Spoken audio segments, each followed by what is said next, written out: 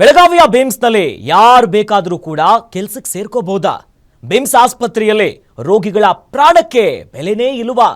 ಅಪ್ಪಿತಪ್ಪಿ ಎಲ್ಲೆಲ್ಲಾದ್ರೂ ನೀವು ಅಡ್ಮಿಟ್ ಆದ್ರೆ ನಿಮ್ಮ ಪ್ರಾಣಕ್ಕೆ ಯಾವುದೇ ಗ್ಯಾರಂಟಿ ಇಲ್ಲ.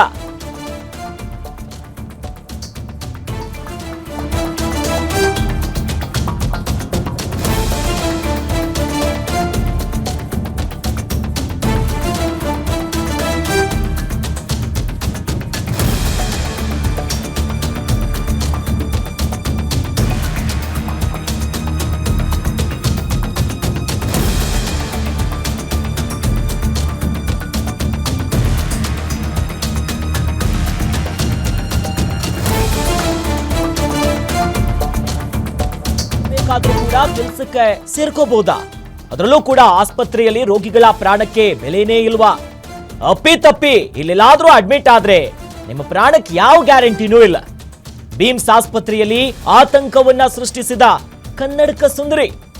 ಬಿಮ್ಸ್ ಆಡಳಿತ ಮಂಡಳಿಯ ಮಹಾ ಎಡವಟ್ಟೀಗ ಬಯಲಿಗೆ ಬಂದಿದೆ. ಆಸ್ಪತ್ರೆಯಲ್ಲಿ ನಕಲಿ ನರ್ಸ್ ವಿದ್ಯಾರ್ಥಿನಿಯ ಓಡಾಟ.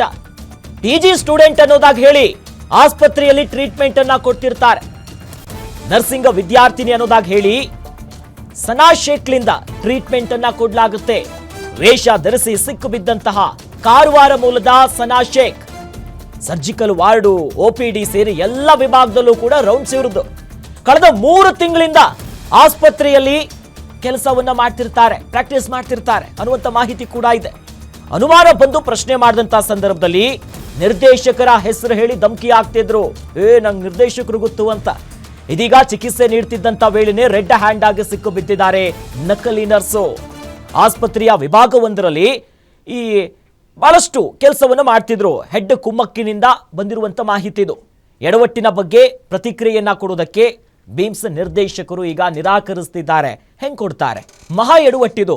ಯಾರೋ ಪ್ರಾಣ ಹೆಚ್ಚು ಕಡಿಮೆ ಆಗಿ ಹೋಗಿದ್ರೆ ಅದಕ್ಕೆ ಯಾರು ಜವಾಬ್ದಾರಿ ವಹಿಸ್ಕೊಂತಿದ್ರು? ಹಾಗಾದ್ರೆ ಯಾರನ್ನಾದ್ರೂ ದಾಖಲು ಮಾಡುವಂತ ಸಂದರ್ಭದಲ್ಲಿ ನಾವು ದೃಶ್ಯದಲ್ಲಿ ನೋಡ್ತಾ ಇದೀವಿ ನೋಡಿ, ನಕಲಿ ನರ್ಸ್ ಇವರೇ. ನಾನು PG ಸ್ಟೂಡೆಂಟು, ಪ್ರಾಕ್ಟೀಸ್ ಮಾಡ್ತಾ ಇದ್ದೇನೆ ಅನ್ನೋದಾಗಿ ಹೇಳಿಕೊಂಡು 1 ವಾರ ಅಲ್ಲ, 15 ದಿವಸ ಅಲ್ಲ, 3 ತಿಂಗಳಿಂದ ಪ್ರಾಕ್ಟೀಸ್ ಮಾಡ್ತಿದ್ರಂತೆ. ನೀವು ಸರ್ಜಿಕಲ್ ವಾರ್ಡ್ ಇರ್ಬೋದು, ಎಲ್ಲ ಕಡೆ ಓಡಾಡಿಕೊಂಡು. ಇದೇ ವಿಚಾರಕ್ಕೆ ಸಂಬಂಧಪಟ್ಟಂತೆ ನಮ್ಮ ಜೊತೆ ಮಾತನಾಡೋದಕ್ಕೆ ಅಶೋಕ್ ಶೆಟ್ಟಿ, ಬಿಮ್ಸ್ನ ನಿರ್ದೇಶಕರು ಜಾಯ್ನ್ ಆಗಿದ್ದಾರೆ. ಸರ್ ನಮಸ್ಕಾರ. ನಮಸ್ಕಾರ. ಹೇಳಿ ಹೇಳಿ ಹೇಳಿ. ಸರ್, ಈ ನಕಲಿ ನರ್ಸಿನ ವಿಚಾರ ನಿಮ್ ಗಮನಕ್ಕೆ ಬಂತಾ ಸರ್? ಹೌದು, ನಿನ್ನೆ ಬಂದಿದೆ. ಬಂದ ಕೂಡ ನಾನು ಇಮಿಡಿಯೇಟ್ಲಿ ಏನ್ ಮಾಡಿದ್ದೇನೆ, ಈಗ ಎನ್ಕ್ವೈರಿ ಹಾಕಿದ್ದೇನೆ. ಮತ್ತೆ ಈಗ ಎಲ್ಲ ನಮ್ಮಲ್ಲಿ ಇದ್ರ ಯಾವುದು ಈಗ ಸೆಕ್ಯೂರಿಟಿ ಒಬ್ಬರು ಇನ್ಚಾರ್ಜ್ ಸೂಪರ್ವೈಸರ್ ಇದ್ದಾರೆ, ಅವರಿಗೆ ಇಮಿಡಿಯೇಟ್ಲಿ ಕರೆಸಿ ಈಗ ಯಾರ್ಯಾರು ಈಗ ಸೆಕ್ಯೂರಿಟಿ ಎಲ್ಲ ಸ್ಟ್ರಿಕ್ಟ್ ಆಗಿ ID ಕಾರ್ಡ್ ತೋರಿಸಿ ಬಿಡ್ಬೇಕಂತೇಳಿ ಎಲ್ಲ ಸ್ಟ್ರಿಕ್ಟ್ ಇದು ಮಾಡಿದ್ದೇನೆ. ಮತ್ತೆ ಪೊಲೀಸ್ ಸ್ಟೇಷನ್, APMC ಪೊಲೀಸ್ ಸ್ಟೇಷನ್ಗೆ ಒಂದು ಕಂಪ್ಲೇಂಟು ಮಾಡಿದ್ದೇವೆ. ಸರ್, ಅಂದ್ರೆ ಈಗ ಆರಂಭಿಕವಾಗಿ ಯಾರಾದ್ರೂ ಅಲ್ಲಿ ಬರ್ತಾರೆ ಹೊಸದಾಗಿ ಕೆಲಸಕ್ಕೆ ಸೇರ್ಕೊಂತಂದ್ರೆ ಏನ್ ನಿಯಮ ಇರುತ್ತೆ ಸರ್? ಅವ್ರ ಬ್ಯಾಕ್ ಗ್ರೌಂಡ್ ವೆರಿಫೈ ಇರಬಹುದು. ನಮ್ಮಲ್ಲಿ ಏನಾಗಿದೆ, ಔಟ್ಸೋರ್ಸ್ ಅಲ್ಲಿ ಒಂದು 450 ಜನ ಕೆಲಸ ಮಾಡ್ತಾರೆ. ಮತ್ತೆ ಏನಾಗಿದೆ, ಒಂದು 10 ಕಾಲೇಜಿನ ವಿದ್ಯಾರ್ಥಿಗಳು ಅಂದ್ರೆ ಪ್ಯಾರಾಮೆಡಿಕಲ್ ನರ್ಸಿಂಗ್ ವಿದ್ಯಾರ್ಥಿಗಳಿಗೆ ನಾವು ಗೌರ್ಮೆಂಟ್ ಇಂದ ಅವರಿಗೆ ಪರ್ ಸ್ಟೂಡೆಂಟಿಗೆ 25,000 ಚಾರ್ಜ್ ಮಾಡಿ ಅವರ ಪೋಸ್ಟಿಂಗಿಗೆ ಹಾಕ್ತಾರೆ, ಕ್ಲಿನಿಕಲ್ ಪೋಸ್ಟಿಂಗಿಗೆ ಹಾಕ್ತಾರೆ. ಕ್ಲಿನಿಕಲ್ ಪೋಸ್ಟಿಂಗ್ ಹುಡುಗರು ಅಂತೇಳಿ ಇವರು ಏನೋ ಸ್ವಲ್ಪ ಮಿಸ್ಅಂಡರ್ಸ್ಟ್ಯಾಂಡ್ ಮಾಡ್ಕೊಂಡಿದ್ರು. ಬಟ್ ಒಂದ 15 ದಿನದ ಹಿಂದೆಯೂ ಆಕೆ ಮೆಡಿಸಿನ್ ವಾರ್ಡ್ ಅಲ್ಲಿ ಇದ್ದಾಗ ನಮ್ಮಲ್ಲಿ ಸೆಕ್ಯೂರಿಟಿ ನೋಡಿ ಅವಳನ್ನು ಹೊರಗೆ ಹಾಕಿದ್ದಾರಂತ. ಅದು ನನ್ನ ಗಮನಕ್ಕೆ ಬಂದಿದ್ದಿಲ್ಲ, ನಿನ್ನೆ ಗೊತ್ತಾಯ್ತದ. ನಿನ್ನೆ ನನ್ನ ಗಮನಕ್ಕೆ ಬಂದ ಕೂಡಲೇ ನಾನು ಆಕ್ಷನ್ ತಗೊಂಡು ಈಗ ಅವ್ರ ಹತ್ರ ಒಂದು ಅಪಾಲಜಿ ಲೆಟರ್ ಬರೆಸ್ಕೊಂಡು APMC ಪೊಲೀಸ್ ಸ್ಟೇಷನ್ಗೆ ಒಂದು ಕಂಪ್ಲೇಂಟ್ ಮಾಡಿದ್ದೇನೆ, ಮತ್ತೆ ಎನ್ಕ್ವೈರಿಯೂ ಹಾಕಿದ್ದೇನೆ. ಜೊತೆಲಿ ಸರ್, ಏನಾದ್ರೂ ಕೇಳಿದ ಸಂದರ್ಭದಲ್ಲಿ ನಿಮ್ಮ ಹೆಸರು ಹೇಳ್ಕೊಂಡೆ, ನಿರ್ದೇಶಕರ ಹೆಸರು ಹೇಳ್ಕೊಂಡೆ ಜಾರ್ಕೊಳಕ್ ನೋಡ್ತಾರೆ, ಧಮಕಿ ಹಾಕ್ತಾರೆ ಅಂತಂದ್ರೆ ಎಷ್ಟರ ಮಟ್ಟಿಗೆ ಸರ್ ಆ ವಾತಾವರಣ ಹೆಂಗಿದೆ ಅಂತ? ಎಲ್ಲಾದ್ರೂ ಹೆಚ್ಚು ಕಡಿಮೆ ಆದ್ರೆ ಯಾರು ಜವಾಬ್ದಾರಿ ವಹಿಸ್ಕೊಂತಾರೆ?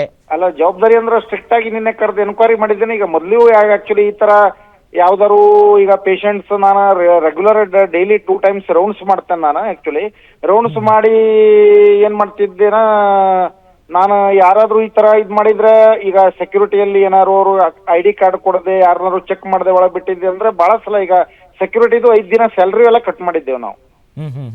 ಒಟ್ನಲ್ಲಿ ಈಗ ಇಷ್ಟರ ಮಟ್ಟಿಗಾಗಿದೆ, ಬಹಳ ಗಂಭೀರ ವಿಚಾರದ. ಇನ್ನು ಯಾವ ರೀತಿಯಾದಂತ ಮುಂದಿನ ಕ್ರಮ ತೆಗೆದುಕೊಂತೀರಾ?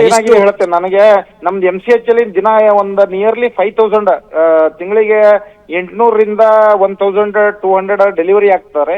ಅವಾಗ ಪೇಷಂಟ್ ರಿಲೇಟಿವ್ಸ್ ಅವ್ರು ಇವರೆಲ್ಲ ಒಳಗೆ ಹೋಗ್ತಿರ್ತಾರೆ. ಅದು ಯಾವಾಗಲೂ ಅದು ಇಟ್ ಈಸ್ ಅದು ಬಹಳ ಜನನಿಬಿಡ ಪ್ರದೇಶ ಅದು. ಈಗ ಸ್ಟ್ರಿಕ್ಟ್ ಮಾಡಿದ್ದೇವೆ ID ಕಾರ್ಡ್ ಎಲ್ಲ. ನಾಳೆಯಿಂದ ಏನ್ ಮಾಡಿದ್ದೇವೆ, ಇವತ್ತು ID ಕಾರ್ಡ್ ಎಲ್ಲ ಸ್ಟ್ರಿಕ್ಟ್ ಮಾಡಿದಾಗ ಪೇಷಂಟ್ ಮತ್ತೆ ಅಟೆಂಡರ್ ಜೋಡಿಗೂ ಮತ್ತೆ ನಮ್ಮ ಇವರು ಸಿಬ್ಬಂದಿ ಅವರಿಗೂ ಜಗಳವೂ ಆಗ್ತಿರ್ತದೆ. ಬಹಳ ಸಲ ಇವನ್ ಕಂಪ್ಲೇಂಟು ಆಗಿದೆ. ನಾವು ಬಹಳ ಸ್ಟ್ರಿಕ್ಟ್ ಮಾಡಿದ್ರು ಅವ್ರ ಏನಾಗಿದೆ, ಬಿಮ್ಸ್ ಅಲ್ಲಿ ಅವರ ಹೋಮ್ ಗಾರ್ಡ್ಸ್ ಬಹಳ ನಮ್ ಟೈಟ್ ಮಾಡ್ತಾರೆ, ಇದ್ ಮಾಡ್ತಾರೆ, ನಮ್ಗೆ ಬಹಳ ಸ್ಟ್ರಿಕ್ಟ್ ಮಾಡ್ತಾರೆ ಅಂತೂ ಕಂಪ್ಲೇಂಟು ಬಹಳ ಸಲ ಬಂದಿದೆ. ಹಾಗಾಗಿ ನಾವು ಎರಡನ್ನೂ ಬ್ಯಾಲೆನ್ಸ್ ಮಾಡಿ ನೋಡ್ಬೇಕಾಗ್ತದೆ. ನಾನು ಎಲ್ಲ ID ಕಾರ್ಡ್ ಇದ್ ಮಾಡಿ ನಾಳೆಯಿಂದ ಎಲ್ಲ ಇದ್ ಮಾಡಿದ್ದೇವೆ, ಸ್ಟ್ರಿಕ್ಟ್ ಮಾಡಿದ್ದೇವೆ. Thank you Ashok Shetty sir, Guarantee News ಜೊತೆ ಮಾತನಾಡಿದ್ದಕ್ಕೆ.